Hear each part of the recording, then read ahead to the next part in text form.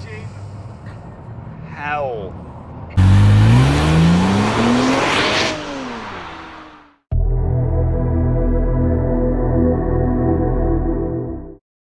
Hi and welcome back to Joe Talks Cars, and welcome to another video. Welcome to a very, very exciting video because today marks the first day that I'll be attending a press drive for Audi UK. So first of all, I just want to say a massive thank you for Audi for inviting me along to test out some of their latest and greatest cars in the range. We're able to test drive all these cars behind us. There is an RS5, RS3, SQ7 and even an E Tron, all for us to take out for around an hour. The first car we're going to be driving is the Audi E Tron. Right, first up in this crazy day with Audi is the E Tron GT. So, first drive an electric car. I think this is pretty good. We've literally just pulled out of the car park and hit the road. We're able to have the car for around half an hour. So although this isn't going to be a review of the E Tron GT, it's more of a first drive impressions. And for someone who's never driven an electric car, I think that makes this quite interesting. Initial impressions is, well, very weird. The door opening, initially very small, weird to get in. And the seating position, although there is a bit of adjustment, you do sit quite high in this. Does feel like a very, very big car. And when you put your foot down, although we've only just driven it a short while, I did get the opportunity to accelerate really hard back there. It's staggeringly quick. This thing will produce over 500 horsepower in overboost function, which is available on launch control, and I think it's around 450, but correct me if I'm wrong. The interesting thing that I've noticed with this car straight away is the lack of touchscreens. That's really, really nice because so many cars, more modern cars, everything's touchscreen, everything's haptic. That's no good. This is just full of buttons, so there's none of that touchscreen rubbish when you're bouncing around on the road trying to control it. Obviously, you've got a big touchscreen panel, digital dials, everything pretty much standard Audi. If you're familiar with big expensive Audis, this is going to feel quite normal. What isn't going to feel normal is the pace. Upon putting your foot down from around 30 miles an hour in the national speed limit,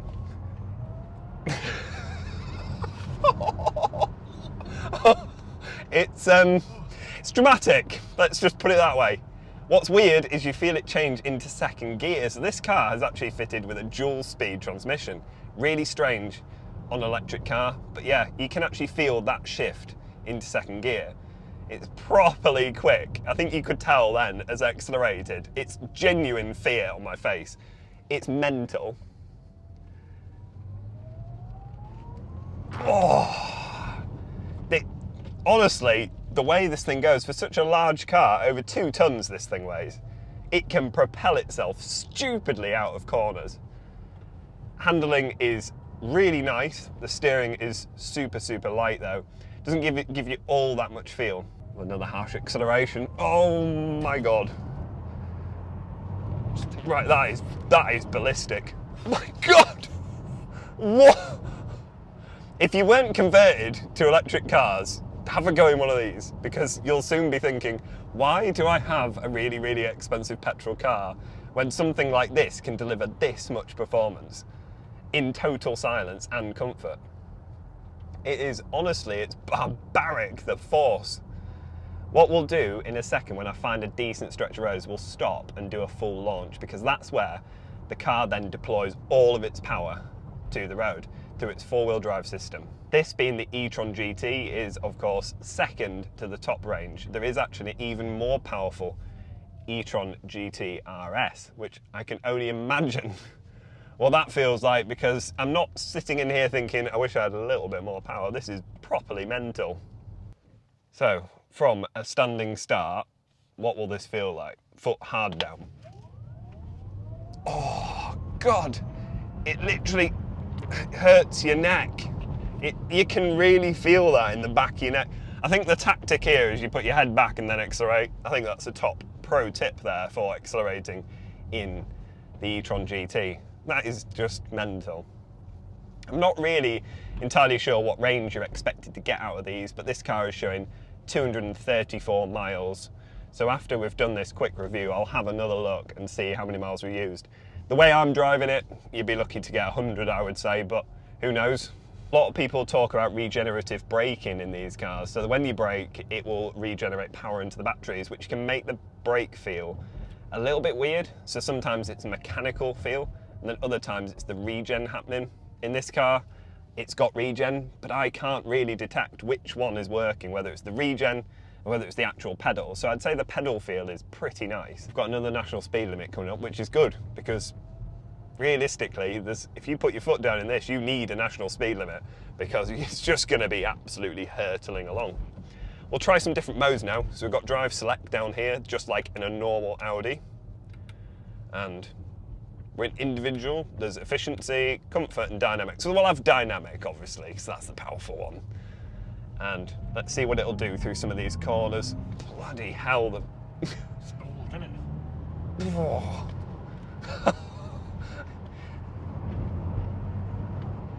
Handling wise, it really does inspire a lot of confidence. You don't feel like you're moving that quickly, and you look down at the speedo and it's quite alarming.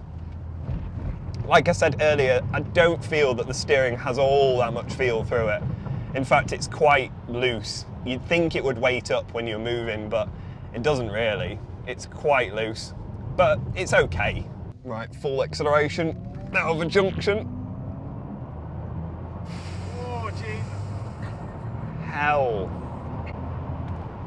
It doesn't stop either. It really doesn't stop pulling. Like, you go from 0 to national speed limit and beyond quite quickly, and there's no let up. Like you used to, even in like a really good automatic, you do feel that change, you do feel the car losing power and then regaining it as it comes through the revs. This is just, bam, you've got full power, carries on, and it's just immense. It's just very, very Audi. I like it. And my God, it goes. It's just unbelievable. The way you catch cars up on the road really makes you realise how quick this thing is. You just bear down on people and go full Audi mode on them. We've gone around some real nice twisty sections and you don't feel that it's losing grip at any point. Really, really nice. Interestingly, it does, I'm assuming you can turn this off, but it does make a really, really nice noise. So they've pumped like some artificial noise in, and I think you can hear it from the outside, but it sounds a bit like a spaceship. I don't know if the microphone will pick it up, but it does sound really, really cool, and it gives you a bit more driver involvement, a bit more engagement. So, like I said, we haven't had very long with this car at all, which is a bit of a shame. I wish I'd had it for a little bit longer, but realistically, to get a good review out of a car like this, you need to have it for at least a day or two. But I think initial impressions are, I'm a total electric convert. There's no denying it. Like, you can't deny the power of electric. You can hate electric cars all you like, but you put your foot down in this, and my God, it hurts your neck. It genuinely, there is painful now because of having to hold my head forward. Instead, it would just go back into the headrest. It's mental. The things I really, really like about the car, my favourite things, if you like, is obviously the acceleration. I love the fact that it's a more old school interior. It's got buttons, it's very user-friendly.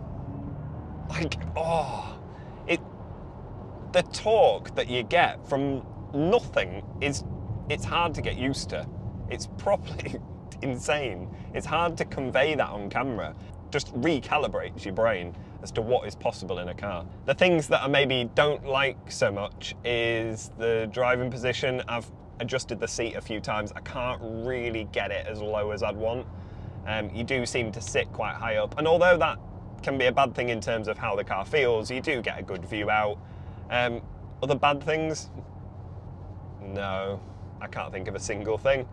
Maybe if I had the car for a little while longer, I would think of them, but no, there's nothing.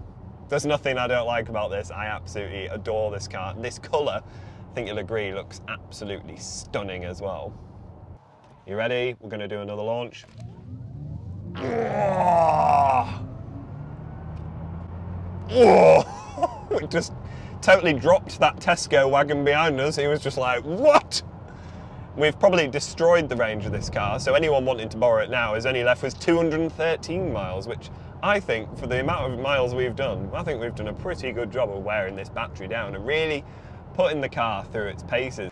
So the first drive on a press event, I have been able to drive an Audi E Tron GT, and I think that's absolutely incredible. This has been such an amazing day, and we're only at the start. This is the first car I've driven, and what a way to start. We'll be going out in something straight away, so let's head on back to Audi and take something else for a drive.